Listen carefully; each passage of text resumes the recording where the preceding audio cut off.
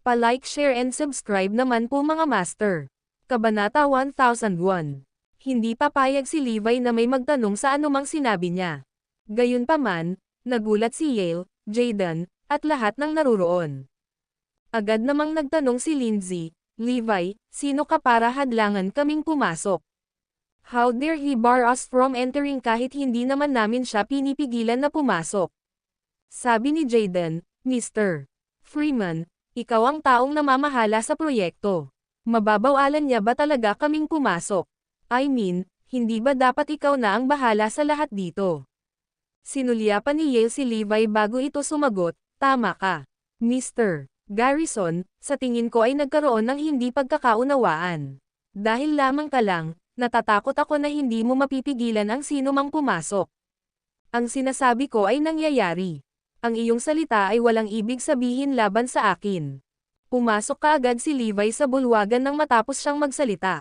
Hindi nababagabag sa kanyang pagsabog, sina Jaden, Lindsay, at iba pa ay nagsimulang magtungo sa bulwagan ngunit lahat sila ay pinigilan ni Kirin.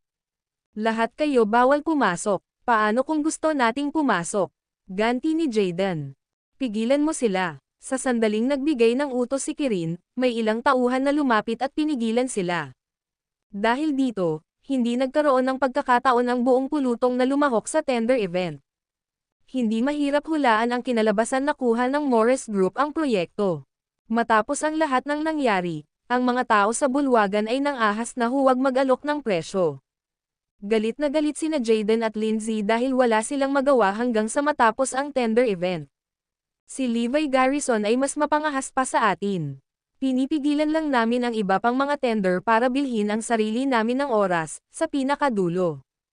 Gayunpaman, ang lalaking iyon ay naglakas loob na nagkaroon ng pagkakataong makilahok sa malambot na kaganapan. Levi Garrison, maghintay ka lang. Hindi kami magpapahuli para dito. Sigaw ni Jaden at tinitigan ng masama si Levi. Well, eto ako, naghihintay. Malamig na ngumiti si Levi. Samantala, natapos na ni Zoe na ayusin ang lahat ng kanyang mga bagay, at pinalaya na si Iris. Hindi kami malupit kumpara sa kanila. Napabuntong hininga si Zoe. Hindi siya kalaban ng mga mula sa Pinnacle Group, na gagawin ang lahat ng posibleng paraan para makamit ang kanilang mga misyon, kahit na anong buhay ang nakataya. Nawala niya ang proyekto na bigo ang kanyang plano.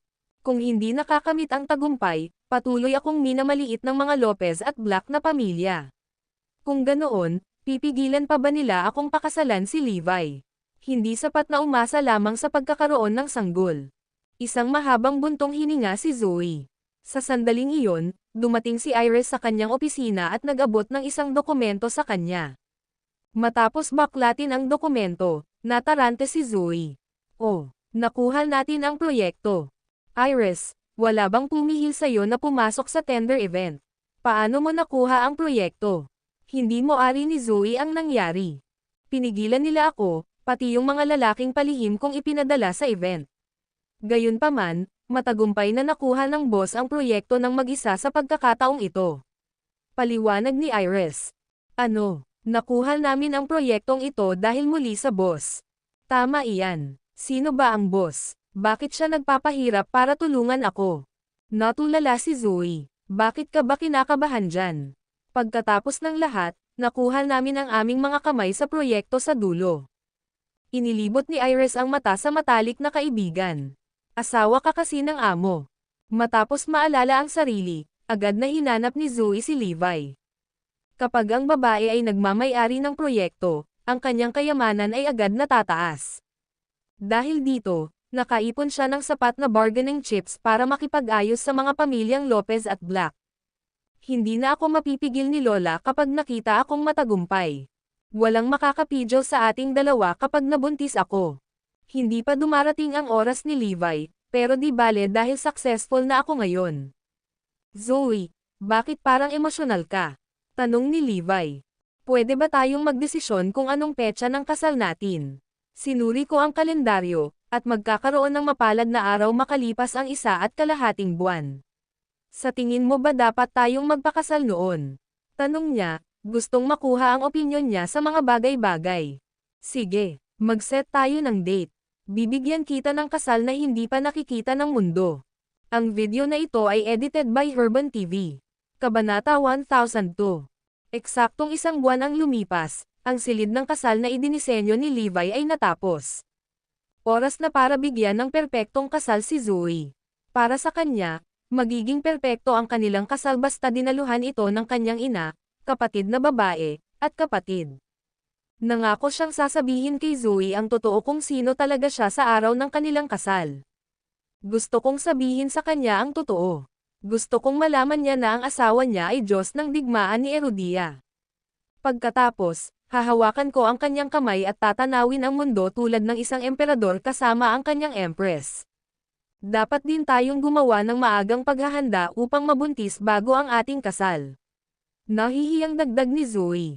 Tiyak. Kung ganoon, hindi tayo dapat umuwi ngayon. Isang nakakalokong ngiti si Levi. Mukhang maganda. Hindi umuwi sina Levi at Zoe sa kanilang mga tahanan ng gabing iyon. Pagkatapos ng isang gabi ng pagpapalagayang loob, pareho silang lumaki upang mahalin ang isa't isa. Sa wakas ay nagkasama na silang dalawa pagkatapos ng 10 taon na pataas at pababa. Simula noon, walang makakapaghiwalay sa kanila sa isa't isa. Sa kalaunan ay makakabuo sila ng isang pamilya na may 3. Nang makita ni Iris si Zoe kinabukasan, curious na sinabi ng una, "Zoe, parang may kakaiba sa iyo." "Oh, anong pinagkaiba ko?" tanong nung isang babae habang pulang-pula ang mukha. "Hindi ko matukoy, pero parang mas pambabae ka ngayon," paliwanag ni Iris. Napayuko si Zoe sa sinabing iyon at lalong namula. "Dahil napagdesisyonan na ninyo ni Levi ang petsa ng kasal, sigurado akong pareho kayong may planong magkaanak sa lalong madaling panahon, di ba?" Hindi sumagot si Zoe sa tanong niya. She merely glanced at her friend and chid, "Iris, you should get a boyfriend as soon as possible. Hindi ka ba mahilig sa boss? Ligawan mo na lang siya." "Ano?" Natigilan si Iris sa narinig.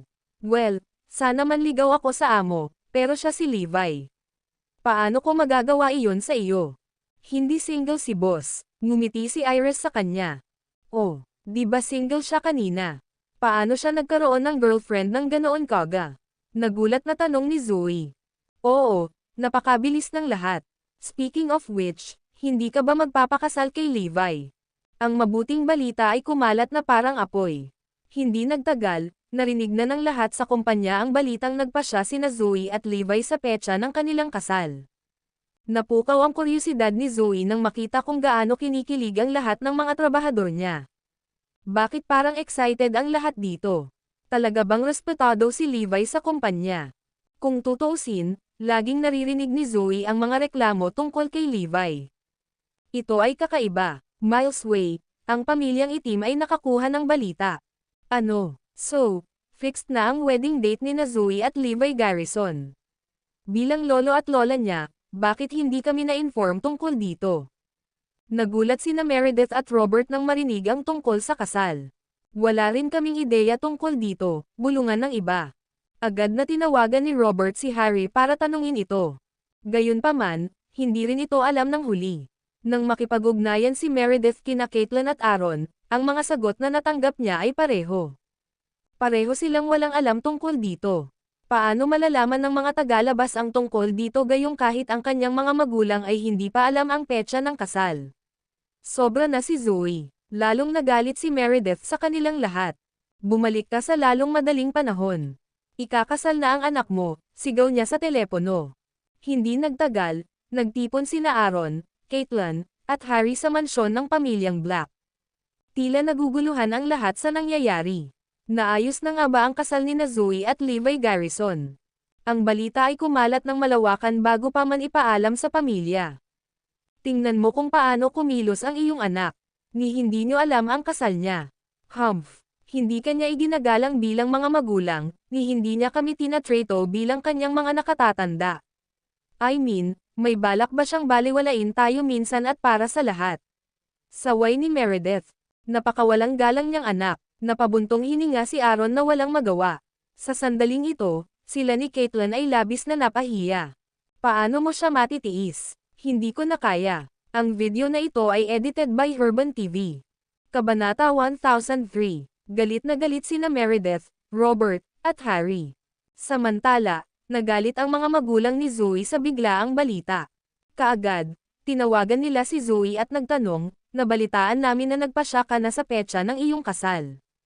Totoo ba yan? To which their daughter replied composedly, totoo naman, I've discussed it with Levi. I was planning to call you to inform you tonight. Bakit hindi mo napag-usapan sa amin ang petsa ng iyong kasal? Tinatrito mo ba kami bilang mga magulang mo? Iginagalang mo ba ang mga matatanda sa pamilyang Lopez at Black? May balak ka bang iwan ang nanay mo? O tama, nanay yata ni Levi ang bagong nanay mo ngayon. Kung ganoon, sino ba ako sa iyo? Napakunot-noo si Caitlin, halos basagin ang telepono dahil sa galit. Nagmamadaling paliwanag ni Zoe, Nay, matanda na po ako. Kaya ko nang gumawa ng sarili kong mga desisyon ngayon.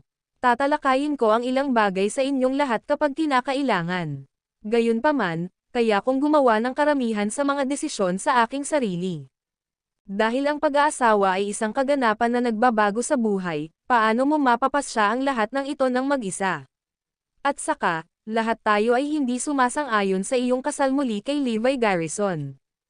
Nagpatuloy si Caitlin nang hindi pinakinggan ang kanyang anak, at saka, bakit hindi ka nakikinig sa iyong lolo at lola? Malugod nilang iaayos ang kasal mo para sa iyo. Nay, bakit kayong lahat ang magdedesisyon ng lahat para sa akin? Naiintindihan ko na natatakot ka kina lolo at lola, ngunit wala silang awtoridad sa akin. At saka, hindi naman ako mamanipula ng iba dahil may sapat na akong bargaining chips ngayon, Zoe said. Umuwi ka kaagad para makipag-usap sa amin. Kung hindi ka uuwi, hahanapin ka mag-isa ni na lolo at lola. Dahil dito, walang choice sina Zoe at Levi kundi pumunta sa mansyon ng pamilyang Black. Medyo tense ang kapaligiran sa meeting room, lahat ay may malungkot na ekspresyon. Lumuhad. Malamig na utos ni Meredith. Lola, anong ibig mong sabihin? Tanong ni Zoe. Hinihiling kong lumuhad ka sa harapan ko. Hindi mo ba naiintindihan? Lumuhad din kayong dalawa. Idiniin ni Meredith ang kanyang tingin kay Levi nang sumigaw ito. Bakit tayo luluhod? Dapat bigyan mo man lang kami ng dahilan, sabi ni Levi. Hindi mo ba alam ang iyong maling gawain? Paano ka magpapasya sa iyong kasal ng mag-isa? Nagpasya ka pa sa petsa ng kasal nang hindi kumukonsulta sa aming lahat. Marahas na nang inag sa galit ang lola ni Zoe. Sa sumunod na sandali, nakangiting paliwanag ni Zoe, I can make my own decisions. Hindi ko kailangang problemayan kayong lahat tungkol sa walang kwentang bagay na ito. Sa araw na iyon, kailangan lang ninyong lahat na dumalo sa kasal at magsaya sa seremonya.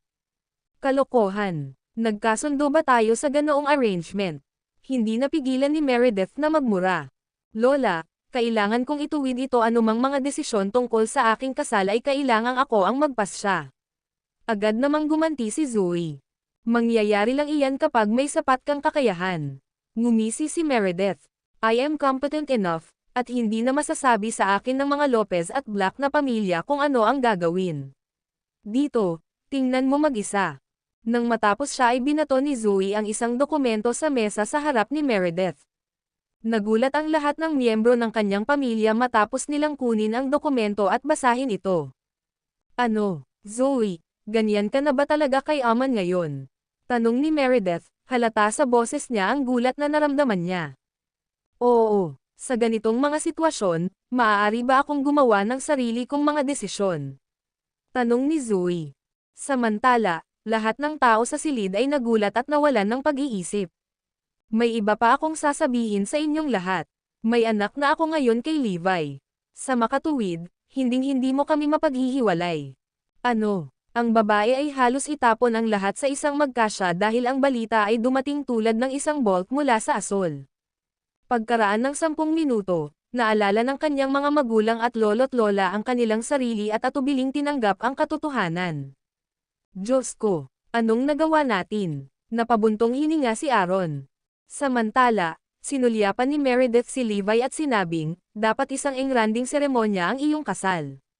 Papayag ako sa isang kondisyon. Hindi makakadalo sa kasal ang kanyang ina. Hindi ako papayag na ang presensya niya ay suron ang pamilya ng Black. Ang video na ito ay edited by Urban TV. Kabanata 1004. Kaagad, the rest added, tama. Tiyak na magiging popular na paksa ang grand wedding sa mga tao sa buong timog. Hindi ba tayo mahihiya kung dadalo ang nanay niya sa kasal? Eksakto. Ang ibig naming sabihin ay walang kasalanan, ngunit ang mga pamilyang Lopez at Black ay kailangang panatilihin ang aming mga reputasyon. Pumayag naman si Harry. Tingnan mo, Zoe. Sumasang-ayon ang lahat sa kondisyong itinakda ko. Isang matagumpay na ngiti ang lumitaw sa mukha ni Meredith. Biglang sumingit si Aaron, bilang ama mo, kailangan ko ring maglista ng ilang kondisyon. Ano? Napatingin ang lahat kay Aaron na nagtataka. Hindi maiiwasan ang pagsasama ninyo dahil naging mag-asawa na kayong dalawa. So, papayag ako. Gayunpaman, kailangang magpakasal si Levi sa aming pamilya. Malamig na utos ng lalaki. Magpakasal sa iyong pamilya. Natigilan si Levi sa hiling niya. Paano ako, ang Diyos ng digmaan, magpakasal sa pamilya ng isang tao? At the same time, nagulat din si Zoe. Bakit kailangan niyang magpakasal sa aming pamilya? Tama iyan. Kailangan mong magpakasal sa aming pamilya kung gusto mong pakasalan ang aking anak na babae. Gayunpaman, hindi madaling magpakasal sa aming pamilya. Mayroong ilang mga kondisyon na kailangan mong sundin.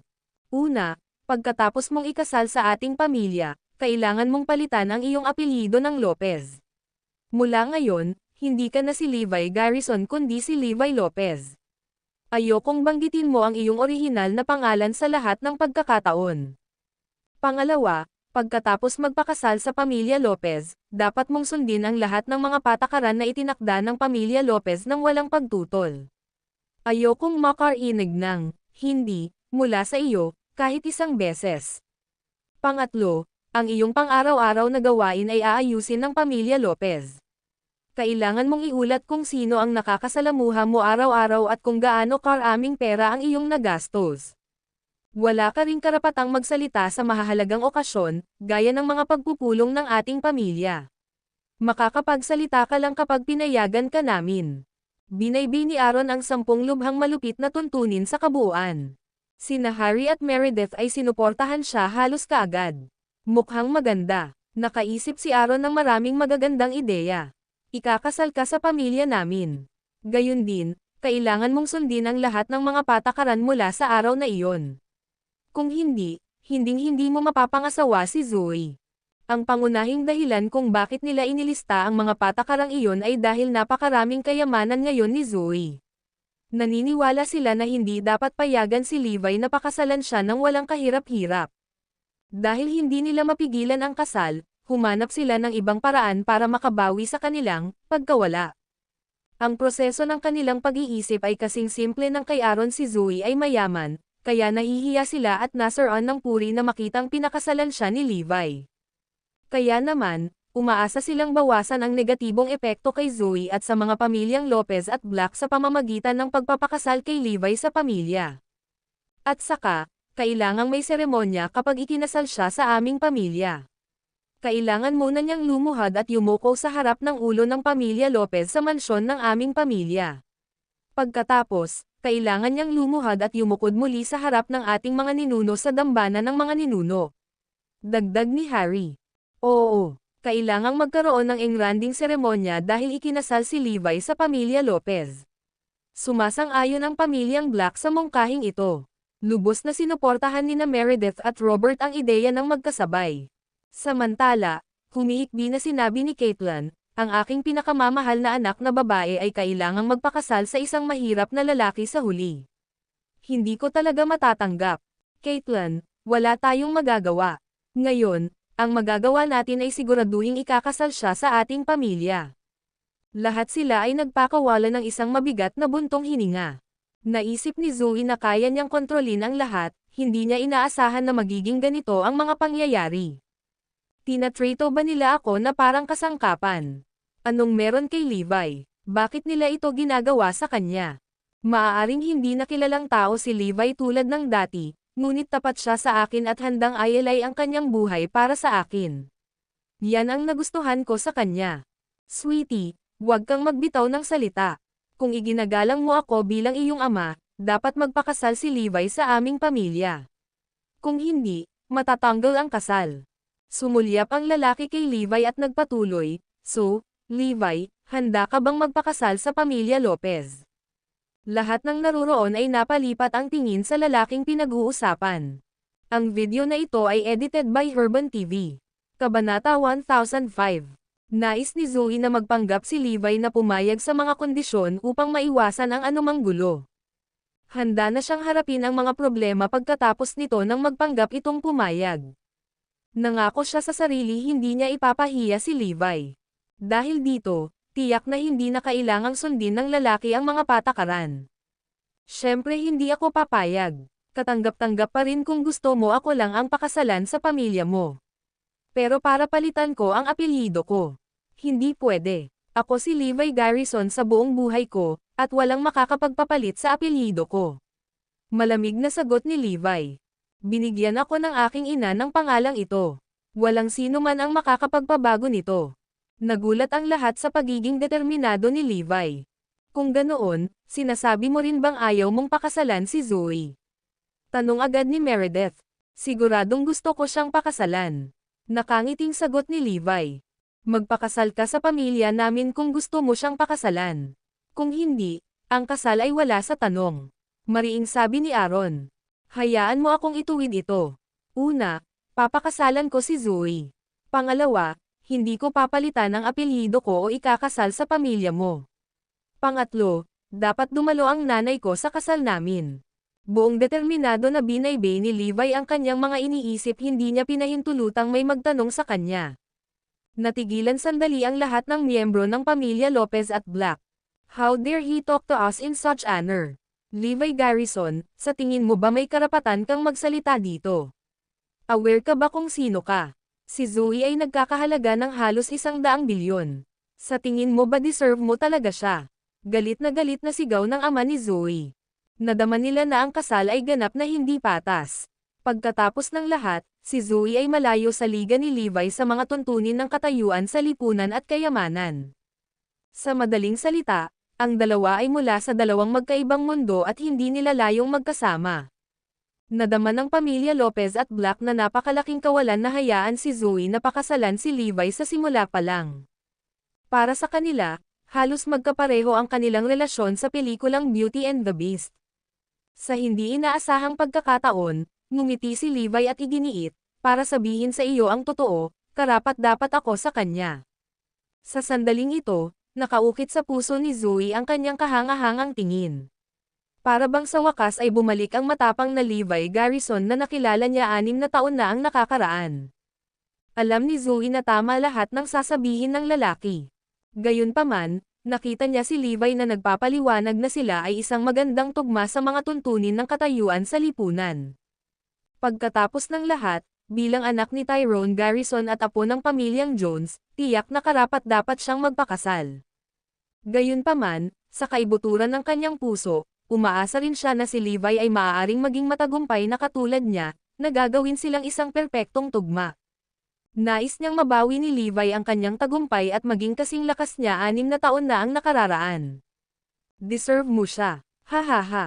Sa sumunod na sandali, lahat ng tao sa silid ay humagalpak sa tawa. Paano mo siya magiging karapat-dapat? Si Zoe ay mas matagumpay kaysa sa iyo. Hindi ka karapat-dapat maging kasambahay na nag-aalaga ng sapatos niya. Saang aspeto ka karapat-dapat na makasama siya? Niloloko mo ba kami, Levi? Mayroon ka bang kaunting ideya tungkol sa iyong sariling katayuan? Amused, tinitigan ni Logan Zack si Levi na parang tulala. Laking gulat ng lahat, ang huli ay tumango lamang bilang tugon. Si Levi ay ang nag-iisang Diyos ng digmaan, na nag-utos sa hukbo ng Erudia na parang isang monarko. Isinasantabi ang pagkakakilanlang iyon, bilang boss ng Morris Group, karapat-dapat pa rin siyang makasama. Bukod dito, bukod sa sariling pagsisikap ni Zoe, nagtagumpay lamang siya dahil tinulungan siya ni Levi sa maraming pagkakataon. Masasabing hanggang dito lang si Zoe dahil sa tulong na ibinigay sa kanya ni Levi. Kung ganoon, bakit hindi ko siya deserve makasama? Rest assured that I will reveal my true identity to Zoe during the wedding. Sa araw na iyon, lahat kayo ay tikom ang inyong mga bibig kapag nalaman ninyo ang aking pagkatao, pakli ni Levi. Sinimulan niyang isipin ang pagbabago ng ugali nila nang malaman nila kung sino talaga siya habang nagsasalita siya. Hahaha, ang tunay mong pagkatao. Niloloko mo ba ako? Sa tingin mo ba hindi namin kilala kung sino ka? Nagtawanan ang lahat. Gusto ng brat na ito na mabigla tayo hanggang sa kaibuturan natin. Imposible. Sinama ni Meredith si Levi ng tingin na puno ng pang-aalipusta. Matapos masulyapan ang lahat ng nasa silid, sinabi ni Levi, kung gayon, sasabihin ko sa iyo ang isang sikreto. Ang video na ito ay edited by Urban TV. Kabanata 1006. Isang sikreto. Nagulat silang lahat sa una, ngunit maya-maya ay napatingin sila sa kanya nang may pagtataka. Curious na tumingin si Zoe kay Levi. May sikreto ba siya? Nakangiting sabi ni Levi, wala talaga ako sa kulungan sa nakalipas na 6 na taon. Sa katunayan, ito ay isang nakagugulat na paghahayag sa lahat ng nasa bulwagan. Lahat sila ay tumingin sa kanya na hindi makapaniwala, akala nila noon ay 6 na taon nang nakakulong si Levi. Gayunpaman, ito ay lumabas na sila ay napakamali. Nagulat, lahat ay nagtaka kung ano ba talaga ang nangyari. Samantala, mas nabigla si Zoe kaysa sa iba. Hindi katakataka na hindi nila ako pinayagang bisitahin siya 3 buwan pagkatapos niyang makulong. Hindi niya binisita si Levi sa bilangguan ng ilang magkakasunod na taon dahil hindi siya pinayagang pumasok. Nabura ang lahat ng kanyang pagdududa. Hindi ko makita si Levi dahil hindi man lang siya nakakulong. Ikaw, wala ka sa bilangguan. Nangangatol ang mga ngipin ni Aaron habang nagsasalita. Naabswelto ako hindi nagtagal matapos akong makulong. Di nagtagal, nalaman nila na ako ay na-frame ng pamilyang Garrison at ang kanilang mga maruming panlilinlang. Ngumisi si Levi. Samantala, si Zoe, na parehong nabigla sa kanyang paghahayag, ay humihikbi na nagtanong, nasaan ka noong nakaraang 6 na taon? Bakit hindi ka bumalik? Bukod kay Zoe, lahat ng tao sa kwarto ay may parehong pagdududa. Kung si Levi ay hindi nakakulong sa nakalipas na 6 na taon, nasaan siya? Inilipat ng lalaki ang tingin kay Zoe at buong pagmamahal na sumagot, hindi ko masabi sa iyo ngayon. Balak ko lang ibunyag sa iyo sa araw ng kasal natin. Huminto siya sandali at idinagdag, pero maipapangako ko sa iyo na karapat-dapat akong makasama. Kaya kung ibigay lahat ng gusto mo, gagawin kitang pinakamasayang babae na hinahangaan ng lahat sa mundo. Isang rush of excitement ang bumalot kay Zoe nang marinig niya iyon. Baka surpresahin ako ni Levi. Nagsimula siyang umasa sa kanilang kasal ng higit kailanman. Nang marinig si Levi na magsalita ng mahigpit, tumigil ang lahat sa pangungutya sa kanya at sinimulang seryosohin ang sinabi niya. Dahan-dahan niyang tinitigan ang lahat at mahinang iginiit, kapag nabunyag ko ang aking pagkakakilanlan, walang sino man sa inyo ang maglalakas loob na magpataw ng anumang mga patakaran sa akin. Wait and see sa kasal natin kung ayaw mong maniwala. Matapos pag-isipang mabuti ang sitwasyon ng matagal, sinulyapan siya ni Aaron at sumagot, sige. Maghihintay ako hanggang sa kasal para malaman ko kung sino ka talaga. Babawiin ko ang mga rules na itinakda ko kung karapat-dapat ka talaga kay Zoe. Gayunpaman, mabigat na parusa ang naghihintay sa iyo kung nagsinungaling ka sa amin. Sumasang-ayon ako. Papahirapan ka namin sa hinaharap kung nagsinungaling ka sa amin. Ang iba pang miyembro ng pamilya ay nagsimulang magbanta sa kanya ng walang awa. Pagkatapos umalis sa mansyon ng pamilyang Black, nagtanong si Zoe sa mahinang boses, kanina mo pa ba talaga sinabi sa kanila ang totoo? Siyempre, totoo lahat ng sinabi ko. Hindi ako nakulong. Sagot ni Levi na may ngiti sa labi. Sige, maghihintay ako hanggang sasabihin mo sa akin ang lahat. Sa kaibuturan ng kanyang puso, lalong anabangan ni Zoe ang kanilang malaking araw. Kamakailan lamang, mas abala ang babae kaysa dati dahil kailangan niyang magtrabaho at humawak ng proyekto na nagkakahalaga ng 100 bilyon.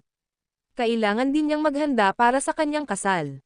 Bukod sa lahat ng iyon, kailangan din niyang sumali sa shooting para sa isang drama sa TV.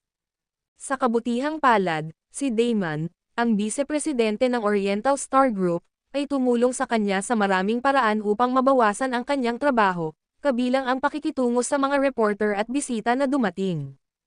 Kung hindi dahil sa kanya, mabibigo si Zoe sa lahat ng uri ng gawain. Ginoo, Trudon, Talagang ikinalulungkot ko ang lahat ng mga kaguluhan kamakailan. Walang pakialam si Damon na tulungan siya, kaya binigyan niya ito ng isang ngiti para mapatahimik siya. Dahil sa maraming walang kwentang problema, madalas siyang lumalabas-pasok sa opisina ni Zoe at hinanap pa siya pagkatapos ng oras ng opisina. Samantala, nagme-meeting sina Jaden, Lindsay, at ang iba pa sa Golden Plaza. Malapit nang ikasal si Zoe Lopez. Hehe, sana magustuhan nila ni Levi Garrison ang regalo na espesyal na inihanda namin para sa kanya. Nakangiting idinagdag ni Lindsay, ito ang magiging katapusan ng mga bagay para sa sinumang lalaban sa Pinnacle Group. Isang malamig na liwanag ang sumilay sa mga mata ni Jaden. Mula nang alisin ni Levi ang proyekto, nagtanim sila ng sama ng loob sa kanya. Tumanggi silang pakawalan siya sa ginawa niya sa kanila. Ang video na ito ay edited by Herban TV. Kabanata 1007. Lumipas ang oras, at si Zoe at Levi ay nanatili sa hotel ng maraming araw. Makalipas ang mahigit 10 araw, biglang sinabi ni Zoe sa kanya, hindi pa nagregla ako. Oh, talaga? Excited na tanong ni Levi. Pupunta ako sa ospital para magpa-pregnancy test mamaya. Sasamahan ako ni Silas, kaya hindi mo na kailangang sumama sa akin, she said. Sa totoo lang, si Zoe ay palihim nang nagpa-pregnancy test sa bahay, alam niyang buntis siya. Gayunpaman, mapapaginhawa lamang siya pagkatapos niyang dumaan sa tamang pregnancy test sa ospital. Sige, hihintayin ko ang iyong magandang balita. Gusto talaga ni Levi na sumama sa kanya. Gayunpaman, matapos itong mapag-isipan, naramdaman niyang mas mabuting hintayin ang balita nito dahil sa sobrang kaba. Hindi nagtagal ay dumating sina Zoe at Silas sa ospital para sa pregnancy test sa hapon. Bakit pakiramdam ko may sumusunod sa atin? Si Silas ay nakaramdam ng kakaiba sa hangin, ngunit hindi napansin ng babae ang anumang bagay nang lumingon siya. Walang tao sa likod nila, maliban sa ilang pasyente na nagsusuot ng face mask na dumadaan. Silas, masyado kang sensitibo. Nagtungo si Zoe sa ward para sa kanyang pagsusulit. Matapos ang mahabang oras ng paghihintay, lumabas ang resulta ng pagsusulit sa gabi. Congratulations, Ms. Lopez. Buntis ka talaga. Nakangiting sinabi sa kanya ng doktor ang resulta. Tumulo ang luha sa tuwa sa mga mata ni Zoe nang marinig ang kumpirmasyon nito. Magkakabibi na kami pagkatapos ng mga ups and downs together sa loob ng halos 10 taon. Matapos makuha ang resulta ng pagsusulit, tuwang-tuwa siyang bumalik sa kumpanya kasama si Silas. Nang malapit na niyang ibahagi ang magandang balita kina Levi at Iris, lumapit sa kanya ang kanyang sekretarya at kinakabahang sinabing, Ms. Lopez, mukhang hindi maganda ito. Malaki ang problema natin. Ano ang nangyayari? Tanong ni Zoe na lubos na naguguluhan. Itinulak ng sekretarya ang isang notebook sa kanyang harapan. Binasa ni Zoe ang nilalaman at nabigla. Isang headline sa screen ang nabasa, Bombshell, President ng Oriental Star Group si Zoe Lopez ay buntis. Sino ang ama ng sanggol? Ano ang nangyayari? Paano nalaman ng media ang balita at inihayag ito pagkatapos naming makuha ang resulta ng pagbubuntis? Nawalan ng masabi si Silas. Naduraj ang puso ni Zoe. Nalaman niya kaagad na may gustong pumutok sa kanya. Ito ay isang setup. Siguradong may nag-orkestra nito.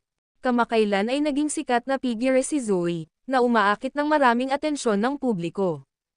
Kaya naman, hindi na nakapagtataka nang ang balita ng kanyang pagbubuntis ay agad na naging mainit na usapan sa sandaling may palabas ito. Isang minuto matapos ihayag ng pahayagang ito ang balita, daan-daang mga pahayagan ang nagsimulang magulat din tungkol dito. Hindi nagtagal, naging pinakamainit na balita sa bawat pahayagan ang pagbubuntis ni Zoe. Halos lahat sa Northampton, Southampton, at iba't ibang rehiyon sa timog ay alam ang balita. Patuloy na tumaas ang kasikatan ni Zoe habang lumilipas ang panahon. 10 minuto pagkatapos mailabas ang balita sa publiko, maraming pahayagan ang nagsimulang maghanap ng balita sa isa pang nauugnay na aspeto ang pagkakakilanlan ng ama ng hindi pa isinisilang na sanggol. Matagal nang naghiwalay sina Zoe at Levi, hindi na sila magkarelasyon sa anumang paraan. Walang solong iskandalo tungkol kay Zoe sa loob ng 6 na taon nang si Levi ay nasa bilangguan. Hindi pa ginagalaw ni Levi si Levi. Kamakailan lamang ay nakita si Zoe na lumalabas-masok sa isang hotel. Bumili pa ang babae ng gamot para sa kanyang sarili sa malapit na batika. Matapos ilista ang maraming dahilan, napag-isipan ng mga reporter na ang sanggol ay tiyak na hindi kay Levi. Sa kabilang banda, buntis si Zoe pagkatapos nilang maghiwalay ni Levi. Sa makatuwid, maaari lamang silang makabuo ng dalawang conclusion. Una, ito ay isang katotohanan na si Zoe ay buntis bago pa kasalan ang sinuman. Kung tutuusin, kahit ang resulta ng pregnancy test niya ay na-reveal na. Pangalawa, maaaring magkaroon ng matagal na lihim na relasyon si Zoe, at umiral ito noong asawa pa siya ni Levi. Kumalat na parang apoy ang dalawang conclusion sa sandaling isulat sila ng mga reporter, at pumuputok ang mga komento ng mga netizens. Dahil dito, parang napahamak si Zoe. Ang lahat ay umiikot sa labas ng kanyang kontrol. Ang video na ito ay edited by Urban TV. Kabanata 1008. Sinusubukan pa rin ng media na alamin kung sino ang ama. Sa lalong madaling panahon, ang sikreto ay mabubunyag. Maging ang mga paparazzi at pribadong tiktik ay iniimbestigahan din ng palihim ang kasong ito. Dahil doon, naging usap-usapan ang pagbubuntis ni Zoe. Sino ang ama ng kanyang anak? Boom! Sa pagbabasa ng balita sa media, nagulat si Zoe. Namutla agad ang mukha niya. Sumabog si Silas. May nagsisikap na gumawa ng gulo. Kilalang-kilala nating lahat si Zoe. Oo, buntis siya, at walang alinlangan, ang batang dinadala niya ay kay Levi. Ano ang lahat ng mga chismis na ito? Alam ni Zoe kung sino ang utak, ngunit huli na ang lahat para makontrol niya ang pinsala ngayon. Nang matanggap ang balita, nagmamadaling lumapit si Iris. Masamang balita, Zoe. Napapaligiran kami ng mga mamamahayag at paparazzi. Dapat ay dumating sila para sa iyo. Ang opisina ay hindi na isang ligtas na lugar para sa iyo. Kailangan mong umalis, mungkahi ni Iris. Lahat tama, hahanap ako ng mapagtataguan. Sa tulong ni Silas, nakalabas ng gusali si Zoe nang hindi napansin ng mga mamamahayag at paparazzi. Noong una, naisipan nilang sumilong sa kondominium ng kumpanya, ngunit pagdating nila ay naghihintay na sa kanila ang mga miyembro ng press sa pasukan. Hindi rin tayo makakapunta sa villa. Sigurado akong may mga tao rin doon. Pagsusuri ni Zoe. Pero pumunta tayo sa pwesto ko. Dinala ni Silas si Zoe sa kondominium niya. Nang magmaneho na si Silas sa kanyang kapitbahayan, napansin niyang may sumulpat na grupo ng mga tao. Nandito na sila. Nandito na sila. Hawakan natin sila. Isang grupo ng mga paparazzi ang nagsimulang kumuha ng mga larawan ni Zoe at Silas sa kotse. Matapos nilang matagumpay na makapasok sa gusali, tumawag si Damon. Nabalitaan kong nagtago ka, ngunit kailangan kong pumirma ka kaagad ng ilang mga dokumento. Saan kita mahahanap? Parang balisa si Damon. Lahat tama. Halika at hanapin ako sa. Makalipas ang kalahating oras, sumigaw si Ebon Beard, ang pinakakaranasang paparazzi ng grupo. Tingnan mo. Narito ang aming target. Manatiling nakatutok. Ang mga paparazzi na ito ay kilala sa paglalantad ng mga pribadong buhay ng mga kilalang tao at mayayamang tao. Nagtipon silang lahat dito pagkatapos makatanggap ng tip. Noong una, hindi sila naniwala ngunit kumbinsido sila na totoo ang natanggap nilang impormasyon matapos makita si Zoe. Maya-maya, may dumating na itim na kotse at pumarada sa tapat ng kondominium ng mga Silas. Bumaba ng sasakyan ang isang lalaking nakasot. Nakakapsya at nakamaskara pa. Natigilan si Zoe sa itsura ni Damon nang makita siya. Bakit ganyan ang suot mo? Mas mabuting maging ligtas kaysa magsisi. Pakipirmahan ang mga dokumentong ito sa lalong madaling panahon. Pagkatapos ay ipinasa ni Damon ang lahat ng mga dokumento kay Zoe. Walang pag-aalinlangan, binitawan ni Zoe ang kanyang mga pirma sa lahat ng mga dokumento. Hindi niya alam, pagka na lang ang lahat, at hindi niya namalayang nahulog siya sa bitag. Matapos kolektahin ang lahat ng mga dokumento mula kay Zoe, tumalikod si Damon na may ngiti. Pagkatapos ay umalis siya sa lugar sa kanyang sasakyan. Tanong ni Ebon, nakuha na ba ninyo ang lahat? Oo, nakuha namin sila. So itong lalaking ito ang ama ng anak ni Zoe. Hindi ka panipaniwala. Kung titingnan ang paraan ng pananamit niya, siya ay dapat na kanyang kasintahan. Nakangiting sabi ni Ebon, pagbukod-buko rin ang lahat, magsaliksik tungkol sa lalaking iyon, at ipadala ang mga larawan sa media. Malapit na tayong yumaman. Ang video na ito ay edited by Herban TV. Kabanata 1009. May updates kami sa lalaki. Ang kanyang pangalan ay Damon Trudon, ang vice-presidente ng Oriental Star Group, at siya ang kanang kamay ni Zoe. Siya ay 39 na taong gulang at isang ama sa 2 anak. Humagalpak ng tawa ang isa sa mga lalaki. Ngumisi si Ibon, walang kwentang babae. Tiyak na matagal na niyang nililigawan ang lalaking ito, at buntis pa nga siya sa anak nito. Nakakahiya siya. Paano siya makikipag-ugnay sa isang lalaking may asawa na may 2 anak na? Let's expose her. Dapat malaman ng lahat kung anong klaseng babae siya. Tuwang-tuwa ang mga paparazzi. Isang malamig na ungol ang pinakawalan ni Ibon. Napahamak si Zoe Lopez. Hindi siya naging napakasaya sa mga taon. Hindi lamang siya mabilis na kumikita sa iskandalo na ito, ngunit maaari rin niyang sirain ang isang tao na nakaupo sa tuktok ng social pyramid.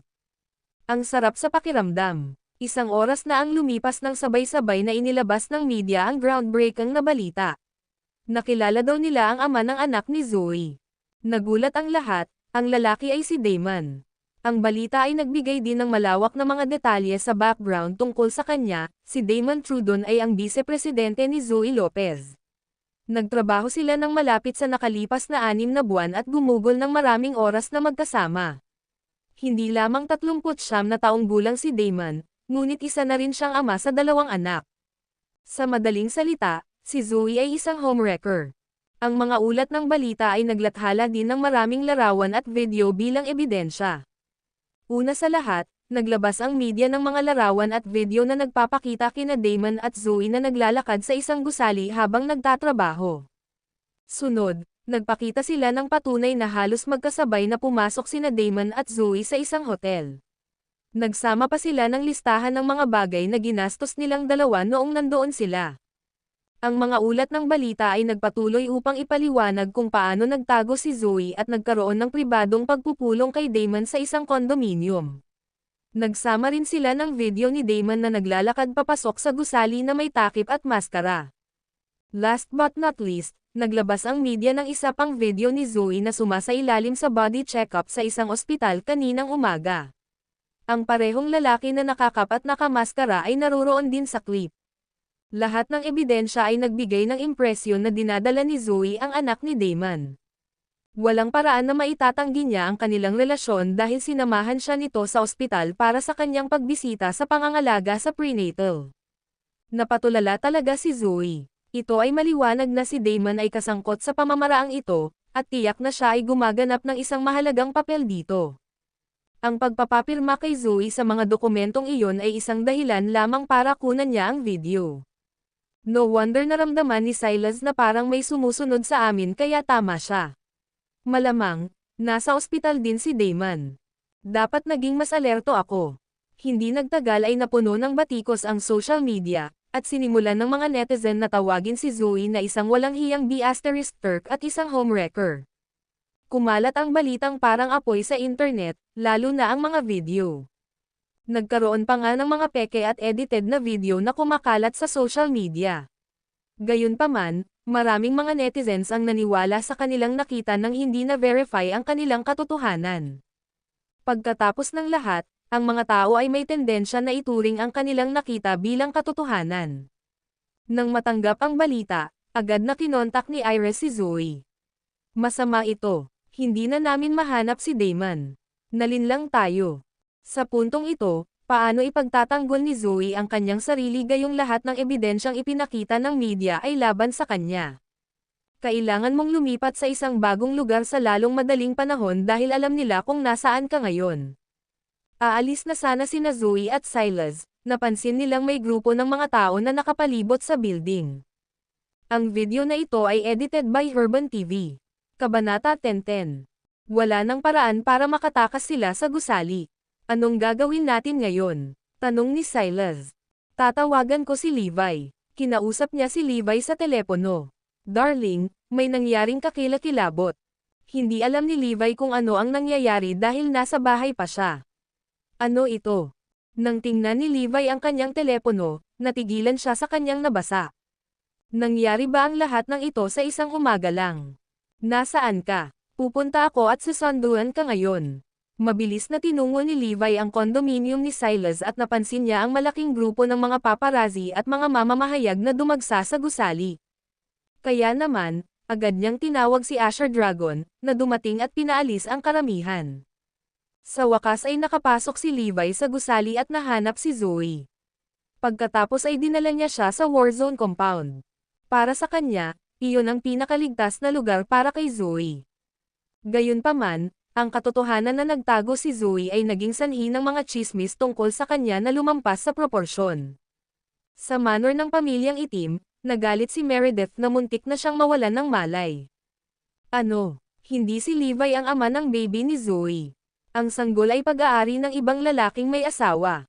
Hindi naging madali para kay Meredith na tanggapin na dinadala ni Zoe ang anak ni Levi. Hindi na kailangang sabihin, ang bulong-bulungan na ito ay lalong nagunjok sa kanyang galit kay Zoe. Paano mo inaasahan na uupo ako ng tahimik at panoorin itong mangyari? Nanay, paanong hindi ka magtitiwala kay Zoe? Agad namang ipinagtanggol ni Aaron at Caitlin ang kanilang anak. Gusto ko ring magtiwala sa kanya, pero may lahat ng ebidensyang ito laban sa kanya. How do you expect na magtitiwala ako sa kanya base sa gut feeling ko? Umungol si Meredith. Tama iyan. Maaaring peke ang ilan sa mga ebidensya, ngunit karamihan sa mga ito ay totoo. Pati ang lalaking sangkot ay tumakas na. Sabi ni Robert. Bakit nangyayari ito sa ating pamilya? Wala na akong lakas ng loob na harapin ang publiko. Siya ay isang kahihiyan sa mga Lopez at Black na pamilya. Hindi ako magdadalawang isip na sampelan siya kung maglakas loob siyang pumasok sa bahay na ito. Kuwit, wala akong pakialam sa sasabihin mo, pero may tiwala ako sa anak ko. Na-frame siya. Samantala, isang grupo ng mga mamamahayag ang nagtipon-tipon sa harap ng gusali ng opisina na pagmamay-ari ng Morris Group at Oriental Star Group. Si Noel Sinsler, isa pang vice-presidente ng Oriental Star Group, ay nagsalita sa bagay na ito sa harap ng media. Sa ngalan ng Oriental Star Group, humihingi ako ng paumanhin para sa mga problemang idinulot, at gagawin namin ang buong responsibilidad para sa iskandalo. Ang personal na buhay ni Zoe Lopez ay palaging magulo. Kahit hiwalay na siya, wala talaga siyang malinis na breakup sa kanyang dating asawa. Bukod dito, tinatamaan niya ang ating mga young male talents mula sa entertainment department. Ngunit wala kaming magagawa sa oras na iyon dahil siya ang aming pangulo. Taos-puso kaming umaasa na matanggap ng publiko ang aming paghingi ng tawad. Pagkasabi noon, yumuko si Noel sa camera. Ang ginawa ni Noel na humingi ng tawad sa publiko sa ngalan ng Oriental Star Group ay katumbas ng pag-amin na si Zoe ay talagang isang homewrecker. Sa ilang sandali, ang media ay naglabas ng isa pang artikulo ng balita na may headline, Oriental Star Group ay malinis tungkol sa Zoe Damon affair at ang katotohanan sa likod ng kanyang pagbubuntis. Muli, naging isa sa mga trending topic sa social media ang iskandalo. Gulat na napatingin kay Noel ang lahat ng empleyado. Hindi ba't lagi siyang low-profile na tao? Bakit niya nabash si Zoe bigla? Nagulat sila sa biglang pagbabago ng ugali nito. Anong problema mo? Bakit mo ginagawa ito kay Zoe? Agad namang pumasok si Iris at pinutol siya. Isang malamig na singhot ang tugon ni Noel, nahihiya talaga ako sa ginawa ng amo ko. Dapat mahiya siya sa sarili niya. At saka, conclusive ang ebidensya. Ano pa ang masasabi mo? Lumingon si Noel at tumingin sa iba. Hindi na deserve ni Zoe Lopez na pamunuan ang kumpanya. Dapat siyang bumaba at umalis sa kumpanya.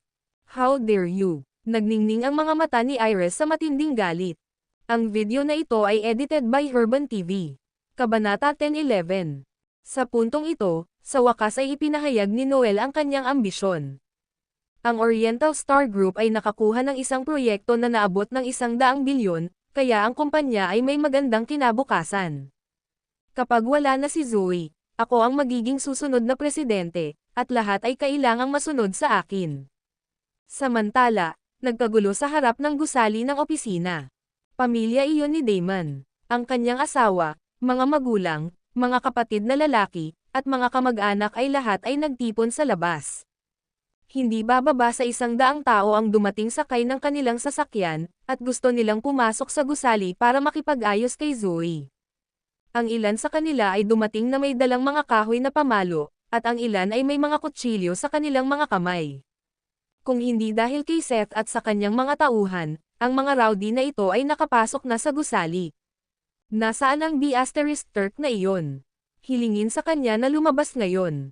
Lumabas ka, puta. Napahamak ka. Maghintay ka. Papatayin kita. Kuwit. Ang pamilya ni Damon ay nagpatuloy sa pananakot at pagmumura kay Zoe sa pasukan ng gusali. Siyempre, nagkagulo ang media at nagsimulang kumuha ng mga larawan at video ng kaguluhan hanggat maaari. Ang ilan ay nagsimulang mag-livestream on the spot.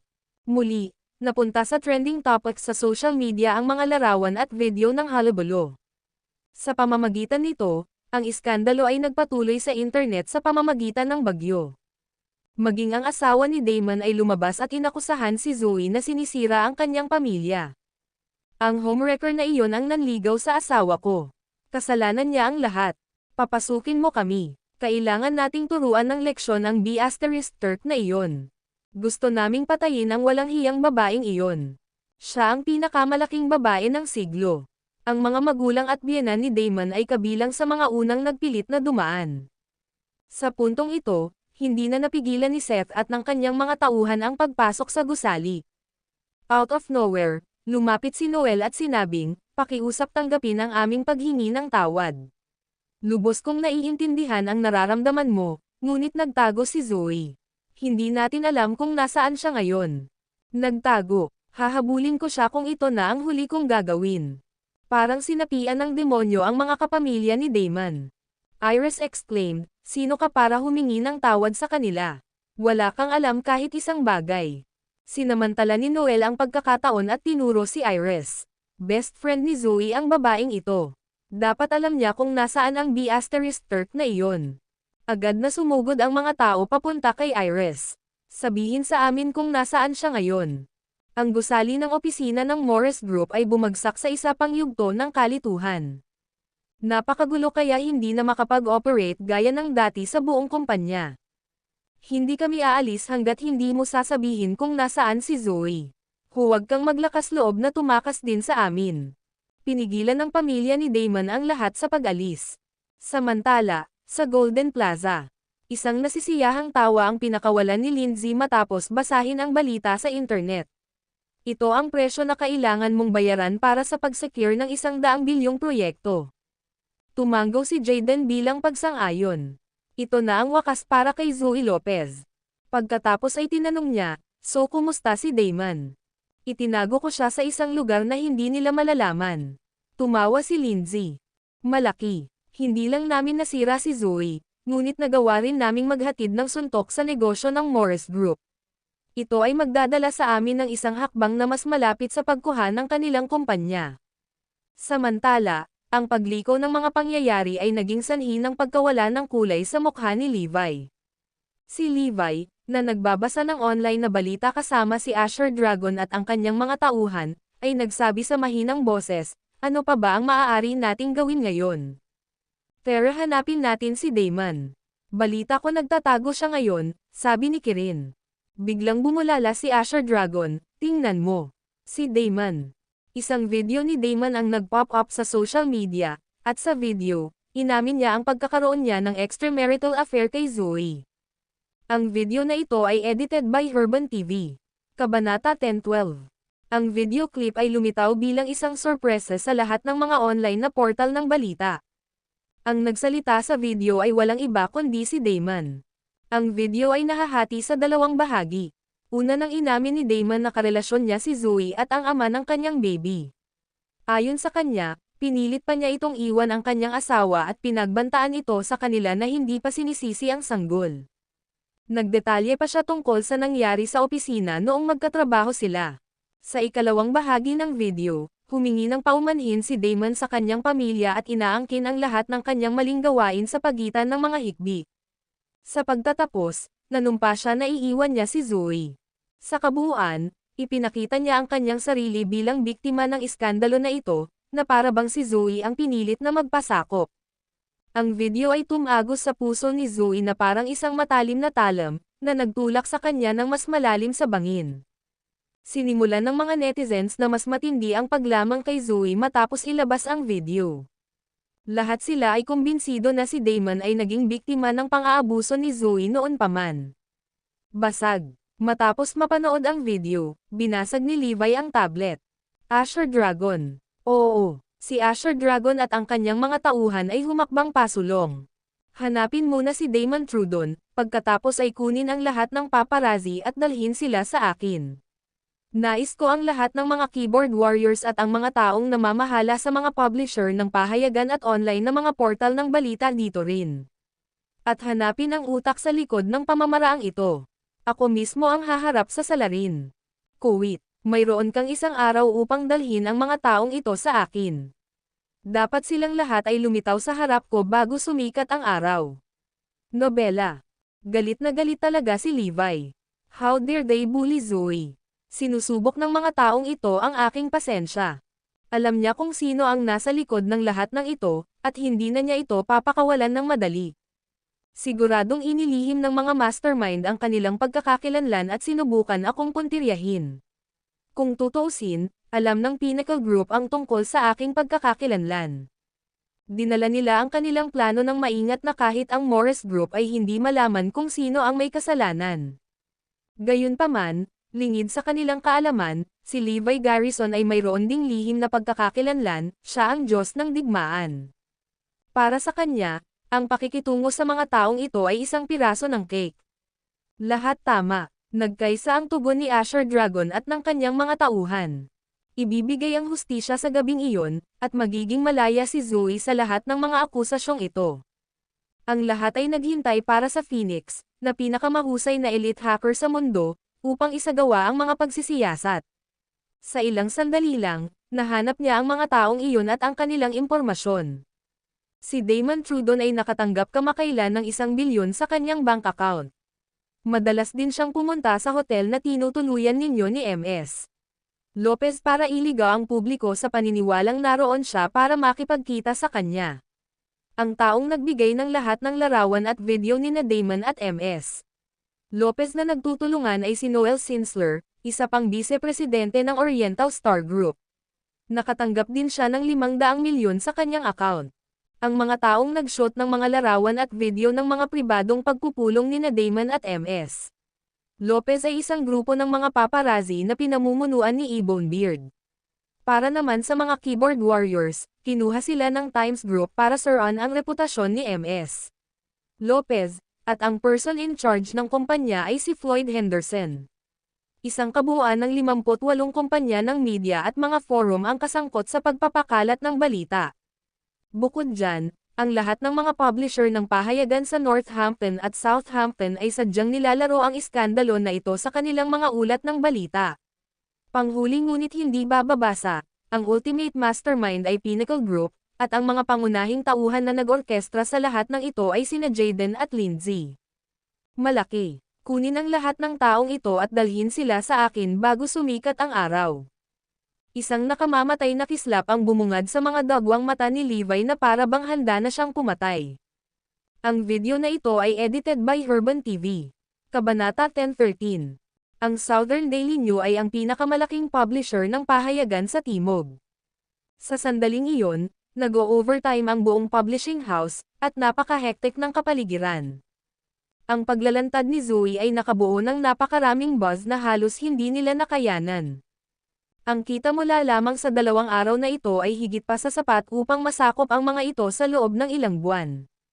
Bilang unang reporter na nagbalita tungkol sa iskandalo, si Ryan Danaher ay kasalukuyang napapaligiran ng maraming tao. Dati, siya ay isang miyembro lamang ng mababang ranggo sa Southern Daily News. Mula nang ilantad niya ang iskandalo ni Zoe, mabilis na tumaas ang kanyang katayuan sa kumpanya. Lahat ng senior manager sa pahayagan ay personal na nakipagkita sa kanya. Kahit na ang mga karibal na kumpanya ng media ay sinusubukang i-poach siya. Bukod dito, lahat ng mga kasamahan niyang babae ay nagbibigay sa kanya ng banayad na mga pahiwatig.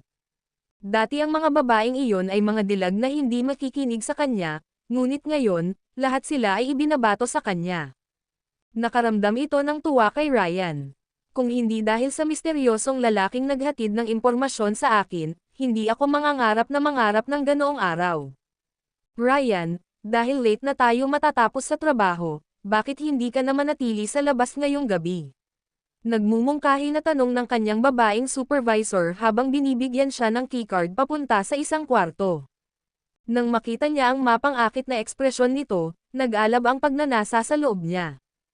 Ang harsh niya sa akin all this while. Pero ngayon, kahit siya ay kailangang magpasakop at mag-alok ng sarili sa akin. Ang pag-iisip ng isang nalalapit na gabi ng pag-iibigan ay nagdulot ng ulo ni Ryan sa mga ulap. Bang! Sa mismong sandaling iyon, may sumipa sa pinto ng opisina. Ang lalaking sumugod ay White Tiger. Sino sa inyo si Ryan Danaher? Tanong ng White Tiger. Iyon ang ika-24 na tao na dumating na naghahanap kay Ryan. Sikat na siya ngayon na lahat ay may gusto sa kanya. Lahat ng kasamahan niya ay naiinggit na nakatingin sa kanya. Ryan, may taga-ibang major company na nandito para makita ka, sigaw ng isa. Tumayo si Ryan at buong pagmamalaking sinabi, ako si Ryan. Ipahayag ang iyong negosyo ng mabilis. Kung hindi, bumalik ka na lang bukas dahil aalis ako para sa araw na iyon. Hindi sumagot si White Tiger habang nilalapit ang distansya sa pagitan nila. Bang! Biglang hinawakan ni White Tiger ang kwelyo ni Ryan at inihampas ito sa office table, dahilan para mahati ang mesa sa kalahati. Basag! Arg! Napasigaw si Ryan sa sakit ng mabali ang likod niya dahil sa impact. Lahat ng naroon ay nagulat sa nangyari. Pagkatapos ay kinaladkad ng White Tiger ang dagwang si Ryan palabas ng opisina, parang asong walang buhay. Mula sa ibang sulok, kinaladkad din ni Asher Dragon ang taong namamahala sa publisher palabas. Samantala, ang paparazzi team ni Ebone ay nagtatago sa isang sira-sirang basement. Ebone, natanggap na natin ang pera natin, bakit tayo nagtatago dito? Dapat ay umiinom tayo sa labas para magdiwang. Nagsisimula ng hindi mapakali ang ilan sa kanyang mga nasasakupan. Tama iyan. Magiging maayos din tayo. Binalaan sila ni Ebone na may masamang ekspresyon, hindi, para lang maging ligtas, kailangan nating magtago. Pagkatapos ng lahat, ang ating kaaway ay isang taong makapangyarihan. Sige. Patuloy tayong magtatago noon dahil walang makakahanap ng lugar na ito. Hindi mapigil ang mapangiti ni Ebone. Marami silang naging kalaban dahil sa kanilang linya ng trabaho. Kung hindi sila nagtago ng maayos, madali para sa kanila ang mawalan ng buhay. Masyadong liblib ang basement na kinaroroonan nila. Ginamit niya ito para sa pagtatago sa nakalipas na 13 taon, at walang nakahanap nito. Nagprotesta ang isa sa kanyang mga subordinate, Ebone, feeling ko may mali. Bakit hindi tayo magtago sa ibang lugar? Nakaramdam siya ng matinding takot. Bullshit, walang nakahanap sa lugar na ito sa loob ng 13 taon. Hindi ito magiging iba ngayon. Isang malakas na sampal ang ibinigay ni Ebone sa kanya. Bang! Basag! Biglang nabasag ang pinto sa basement. Ang video na ito ay edited by Urban TV. Kabanata 10:14. Sa sumunod na sandali, pumasok ang isang malaking lalaki na may mambak na kalamnan. Matangkad siya kaya ibinaba niya ang ulo para makapasok. Sino ka? Nagpanik si Ebone habang siya ay nalulula sa nalalapit na pakiramdam ng panganib. Bang! Nang hindi umimik, pinalipad ni Black Tortoise si Ebone gamit ang isang malakas na sipa. Bumuga ng dugo si Ebone nang maramdaman niyang nabali ang kanyang gulugod. Kuwit. Sa huli, kinaladkad ni Black Tortoise si Ebone at ang kanyang mga tauhan palabas at umalis. Sa buong timog, naglalaro ang mga katulad na eksena kung saan dinadala ang mga reporter at paparazzi. Sa Times Group sa Southampton, ipinatong ni Floyd ang magkabilang paa sa mesa sa opisina, humihiging ng kanta. Ang iskandalo na kinasasangkutan ni Zoe, na inayos ng Times Group, ay nakakuha sa kanila ng tubo na 700 milyon. Higit pa rito, patuloy itong tumaas habang lumilipas ang panahon. Hahaha, sa kalahating araw lang, kalahating taon na tayong kumita. Tawa ng tawa si Floyd. Bilang isang kumpanya ng relasyon sa publiko na umunlad sa mga iskandalo, lahat ng kita ni Floyd ay nakuha mula sa pagsasamantala sa pagdurusa ng iba. Sa buong career niya, Marami na siyang nasira na celebrity at prominenteng pamilya sa mga maling paraan ng kanyang kumpanya. Zoe, bagamat inosente ka, sayang naman at nakaharang ka sa iba, nakangiting bulong ni Floyd sa sarili habang hawak-hawak ang larawan ni Zoe. Ding dong, sa sandaling iyon, nakatanggap siya ng isang email na binuksan niya dahil sa curiosity. Ang mga nilalaman ay simple.